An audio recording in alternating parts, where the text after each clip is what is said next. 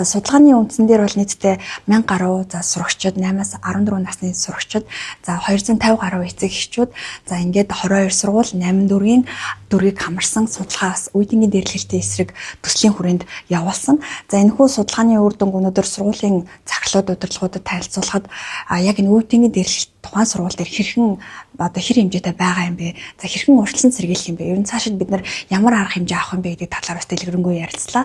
Судалгааны үр дүнгээс харахад бол нийтдээ суралцагчдын 70 гаруй хувь нь үеийнгийн дээрлэлт гэдгийг одоо юу байдгийг мэдэх. За эрх зүйн хүрээнд бас бүрэн мэдээлэлтэй байдаг бол нийтдээ 3 хүүхд тутмын нэг нь үеийнгийн дээрлэлтэнд өртөж байнгын дарамтанд байна гэсэн үндсэн судалгааны үр дүн гарсан.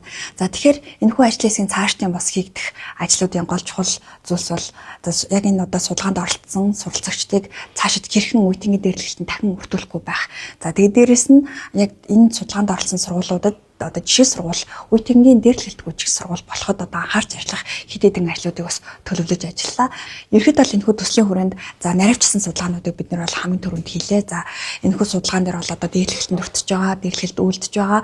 За ингээд түүнээс шалтгаалсан сэтгэл зүйн одоо гэмтэл, түүнээс шалтгаалсан одоо бие махбодын одоо хохирол гэдэг юм уу, энэ бүх зүйлийг бас ихний судалгааны үр дүн дээрээ бид нэр наривчилж авч үзсэн. За ингээд судалгааны үр дүн дээр гарсан одоо үр дүнгээ цаашид за хэрхэн одоо энэ хүүхдүүд дээр ажиллах юм бэ? Ерхий боловсролын сургуулиуд дээр үеийнгийн дээрлэлтийн эсрэг одоо маш их олон арга хэмжээнүүд авагддаг. Гэхдээ энэ дандаа нэг удаагийн давтамжтай буюу одоо лекц, за эсвэл одоо зөвхөн одоо ганцхан удаа ярилцаад өнгөрдөг бол энэ төслийн өрөөнд жилийн хугацаанд хэрэгжүүлж одоо яг энэ жишг дээрлэлтгүй сургуулийг бий болгоход голжил төвлөрч ажиллана гэсэн юм төлөвлөгөөтэй байна.